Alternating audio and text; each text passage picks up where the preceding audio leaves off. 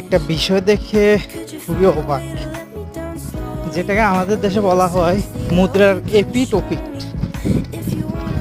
তো আজকে যারা লাশ নিয়ে রাজনীতির কথা বলবো, তাদের সেই মানে বিবেকটুকু তখন কোথায় ছিল যখন হাসিনার আমলে এত এত গুম খুন অপহরণ, তারপর মেরে নদীতে ওই যে সিমেন্টের বস্তা দিয়ে ভাসিয়ে দেওয়া বা ডুবিয়ে দেওয়া। তোমাদের সেই বিবেকটা তখন কোথায় ছিল? তখন তো তোমাদের দল, তখন তোমরা এগুলো দেখো না, কারণ তোমাদের দলীয় কার্যকলাপ এগুলো তোমাদের চোখে পড়ে না। হুট করে এখন একটা বিমান ধস হয়েছে, দুর্ঘটনা ঘটতেই পারে, আল্লাহর কাছে মাপ চাই, আল্লাহ যেন সবাইরে ভালো রাখে, হেফাজতে রাখে। এমন দুর্ঘটনা আশা করি না, কিন্তু একটা দুর্ঘটনা ঘটে